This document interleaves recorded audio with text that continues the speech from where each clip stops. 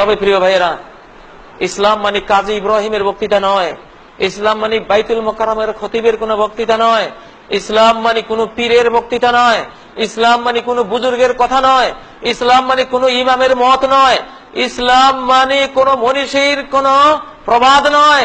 ইসলাম মানে ক্বাল আল্লাহু ক্বাল রাসূলুহু, আল্লাহ বলেছেন, রাসূল বলেছেন, এই দুটি কথার নাম ইসলাম। এটাই ইসলাম। কাজী ইব্রাহিমের কথা কোনো দলিল নয় যতক্ষণ সে কোরআন থেকে কোটেশন না দেবে, হাদিস থেকে দলিল না দেবে যে এটার এই দলিল আছে। এখানে 1 শতক জমিন কিনতে আপনারা 25 থেকে 50 বছরের দলিল ঘাটাঘাটি করেন। 1 শতক জমিনের মূল্য না হয় 10 লক্ষ টাকাই হবে, না হয় 20 লক্ষ টাকাই হবে। 10-20 লক্ষ টাকার একখানি জমিন নিতে 25 থেকে 50 বছরের দলিল খোঁজেন। এর কবল আছে কিনা দেখতে হবে, পাতায় পাতায় উল্টিয়ে উল্টিয়ে, আবার পড়েও দেখতে হবে রিরাইটিং আছে কিনা, কলমের খোঁচা 2 বার পড়েছে কিনা, এটা আবার কেন, বিশেষজ্ঞ রিপোর্ট লাগবে, দলিল ঠিক কিনা, সিএস রেকর্ড আছে কিনা। রেকর্ড না থাকলে এই জমি কিনা যাবে না, কারণ এটা তার কিনে প্রমাণ হয়নি। আরএস রেকর্ডও লাগবে, আরএস রেকর্ড ছাড়া জমিন কিনা যাবে না, কারণ এই মালিকের কিনা প্রমাণ হচ্ছে না। আদৌ এই জমিন তার আছে কিনা আমি বিশ্বাস করলাম না। খাজনার পর্চা আছে কিনা, রসিদ আছে কিনা, ডাড্ডা খতিয়ান আছে কিনা, কত দলিল, কত ডকুমেন্টস, কত এভিডেন্স 1 শতক জমিনের জন্য আপনারা খোঁজেন। বাঙালিরা কি চালাক, রিকশাওয়ালা শুদ্ধ এত চালাক, বাইতুল মোকাররমের খতিব কাজী ইব্রাহিম সাহেবেরও এত জ্ঞান নাই, একটা রিকশাওয়ালারও যত জ্ঞান 1 শতক জমি কেনার জন্য গেলে। কি চালাক এই লোকটাই, বেকুব হয়ে যায়, ননসেন্স হয়ে যায়, জ্ঞান শূন্য হয়ে যায় ইসলামের কথা বলতে গেলে। কোনো দলিল খোঁজে না, কোনো প্রমাণ চায় না। হুজুর বলেছেন, বুজুর্গ বলেছেন। মোল্লা জীবনকে একজন বললেন, হুজুর আপনার তো স্ত্রী বিধবা হয়ে গেছে। হুজুর ওখান থেকে কাঁদতে কাঁদতে নিজের বাড়ি পর্যন্ত আসলেন, অফিস থেকে বুক ভাসিয়ে একেবারে মাটি পর্যন্ত ভিজিয়ে ফেললেন। বাড়িতে এসে স্ত্রীকে দেখে বললেন হাউমাউ করে কাঁদতে কাঁদতে, আহা এই অল্প বয়সে কি করে বিধবা হয়ে গেলা, কিভাবে তুমি বিধবা হলা? স্ত্রী বলে, কি পাগল নাকি তুমি, তুমি বেঁচে থাকতে আমি বিধবা হলাম কি করে? তখন মোল্লা জীবন বলেন, ঠিকই তো বলছো, আমি তো একটু চিন্তাও করলাম না যে লোকটা কি বললো, স্বামী বেঁচে থাকতে স্ত্রী বিধবা হয় কি করে? কয় যে এটা তো একজন মুসলমানে বলেছে, আমি মনে করেছিলাম দাড়িওয়ালা টুপিওয়ালা পাগড়িওয়ালা মুসলমান, উনি কি আর মিথ্যা কথা বলবেন, আমি তো দলিল পত্র খুঁজি নেই। এই হলো অবস্থা বাংলাদেশের মুসলমান। হুজুর বলেছে আর যায় কোথায়, পীর সাহেব বলেছে আর যায় কোথায়, এটা যেন কোরআনের বাণী না। দেখতে হবে, দলিল দেখতে হবে। আপনি 1 শতক জমির জন্য এত বছরের দলিল খোঁজেন। আপনি যদি সর্বনিম্ন জান্নাতি হন, সবার পরে জান্নাতি যান, আপনি পাবেন এই পৃথিবীর মতো 10 পৃথিবী, 10টা পৃথিবীর বিশাল সাম্রাজ্য, বিশাল ভূমি আপনি পেয়ে যাবেন দলিল ছাড়া, প্রমাণ ছাড়া। এত বড় সম্পদ, মহা সাম্রাজ্য কিনে নেবেন, দলিল লাগবে না? প্রত্যেকটা মাসালা দলিল লাগবে, প্রমাণ লাগবে। দলিল প্রমাণ ছাড়া কোনটা আমরা নেব না। বাংলাদেশে ইসলাম এসেছে 1300 বছর আগে, কিন্তু দলিল এসেছে, বুখারী এসেছে মাত্র 400 বছর আগে। মুসলিম, তিরমিজি, নাসাই, আবু দাউদ, ইবনে মাজাহ হাদিসের ভান্ডারগুলি এসেছে মাত্র 400 বছর আগে। 1300 বছর থেকে 400 বছর বাদ দিলে আর কত থাকে? 900 বছর। 900 বছর আমরা ইসলাম পালন করেছি কি দিয়ে? মকসুদুল মুমিনিন, রাহে নাজাত, পান্দেনামা, পীর সাহেব বলেছে, মুন্সি সাহেব বলেছে, অমুক ভাইয়ের দরজার মোল্লায় বলেছে, এইভাবে ইসলামকে ফলো করেছি। সর্বপ্রথম শাহ ওলিউল্লাহ রহমতুল্লাহ আলাই উপমহাদেশে এই হাদিসের ভান্ডার নিয়ে আসে। ভান্ডার নিয়ে আসার পরে এখন জরিপ করে দেখি ভুল আর ভুল আর ভুল, যেখানে হাদিস সেখানেই ভুল। কারণ দলিল ছাড়া কারো দলিল ছাড়া জমিন যখন ভোগ করা শুরু হয়, দেখা যায় আপনার জমিন আমি 4 শতক খেয়ে ফেলছি, আবার উনি আপনার জমিন 3 শতক নিয়ে গেছে। কারো আইল ঠিক নেই, কেউ 10 হাত গিয়েছে, কেউ 3 হাত, কেউ 5 হাত, কেউ 6 হাত, কারো আইল সীমানা ঠিক নেই। তখন কি করতে হয়? জরিপ চালাতে হয়।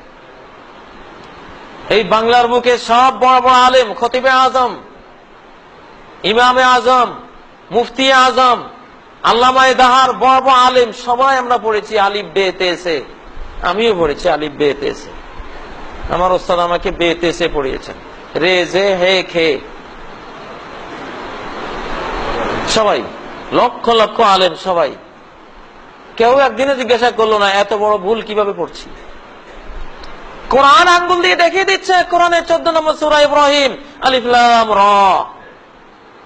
যে হুজুর মক্তবের শিক্ষক, তিনি ফজরের জামাতে পড়ালেন, আলিফ লাম র, র পড়ালেন। সেই হুজুরের কায়দায় সবক দিয়ে আমাকে পড়ালেন রে। কিরে বাবা, আপনি কোরআনই তো বললেন র, আর এখানে রে বললেন কেন? কোন দিকে যাব?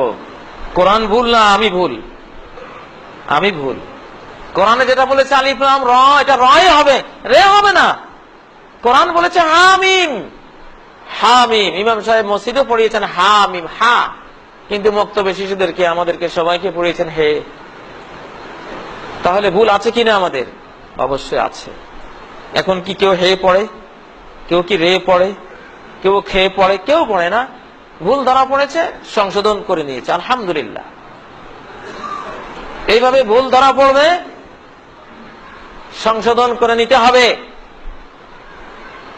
জাতীয় ডাক্তার, ডাক্তার নুরুল ইসলাম সাহেব, জাতীয় ডাক্তার হয়ে 1700 আইটেমের ঔষধ পরীক্ষা করে বলেছেন এগুলি বাতিল, এগুলি বিষ, এগুলি খাওয়া যাবে না।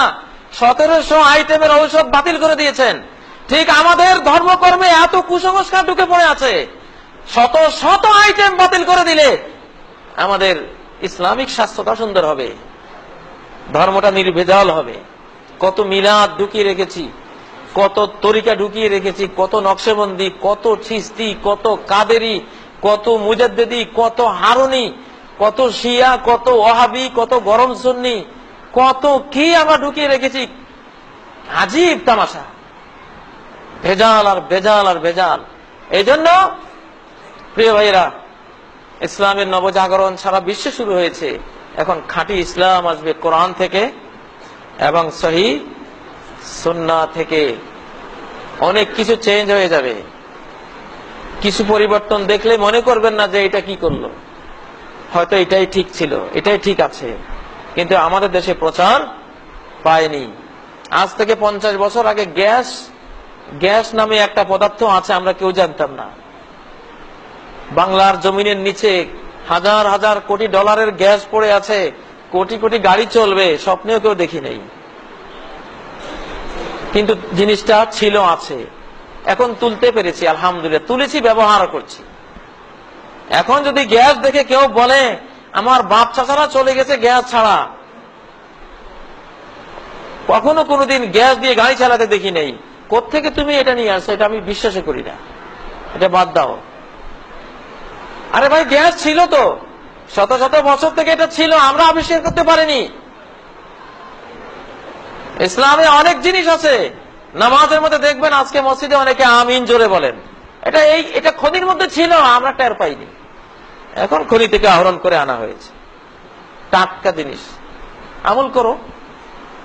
আল্লাহ রাসূল মুহাম্মদ সাল্লাল্লাহু আলাইহি সাল্লাম সম্বন্ধে সহিহ হাদিসে এসেছে, ইযা ফারাগা মিন গায়রিল মাগদুবি আলাইহিম ওয়ালাদ-দাল্লিন ক্বালা আমিন ওয়া রাফা বিহা সাওতা। আল্লাহ রাসূল সাল্লাল্লাহু আলাইহি সাল্লাম নিজে ইমামতি করার সময় যখন ওয়ালাদ-দাল্লিন পর্যন্ত পড়তেন, তখন আমিন বলতেন, ওয়া রাফা বিহা সাওতাহু, তার আওয়াজকে সুউচ্চ করতেন, সবাই শুনতে পেত। এবং পেছনে সবাই আমিন বলতো, যেটা মক্কার বাইতুল্লাহতে, কাবাতে, যে কাবার দিকে ফিরে সবাই নামাজ পড়েন, সেই কাবাতে এই আমিন জোরে আছে কিনা? অবশ্যই আছে। এবং এটাই দলিলে আছে, এটাই 62 সালের রেকর্ডে আছে, সিএস রেকর্ড, আরএস রেকর্ড, ডাড্ডা, কবলা, সব রেকর্ড পত্র এটার পক্ষে।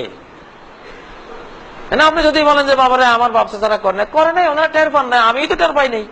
আমি কাজী ইব্রাহিমে তো আমার ছাত্র জীবনে জোরে বলতাম না, আমার ওস্তাদরাও জানতো না, আমিও জানতাম না। এখন আমার বাপ চাচারা গরু গাড়িতে করে হাট বাজার করেছে, সেজন্য আমি কি বলবো, এখন প্রাইভেট কার, জিপ, এগুলি ভালো না। আমার বাপ চাচারা কেউ এগুলি ব্যবহার করেন নাই, অতএব যেই গরু গাড়িতে আমার বাবা জীবন কাটিয়ে কবরে চলে গেছেন, আমার পিতামহ যে জীবন কাটিয়েছেন, সেই ঐতিহ্যবাহী ঐতিহাসিক গরুর গাড়ি দিয়েই আমি ঢাকা থেকে সিলেট আসবো, মাহফিলে অংশগ্রহণ করব। এই যদি আমি গরু গাড়িতে চড়ে রওনা দেই, আলহামদুলিল্লাহ মাসখানিক লাগবে আমার সিলেট পৌঁছতে।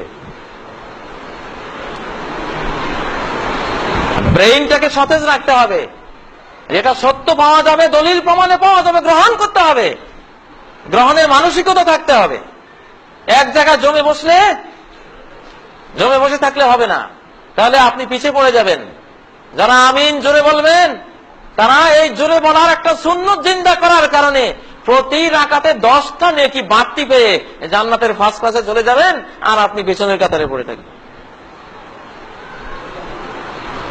আল্লাহ নবী বলেন, মান আহাব্বা সুন্নতি ফাকাদ আহাব্বানি, আমার যে কোনো সুন্নত জানতে পেরে যে সুন্নতটাকে ভালোবাসলো, সেটা আমাকেই ভালোবাসলো।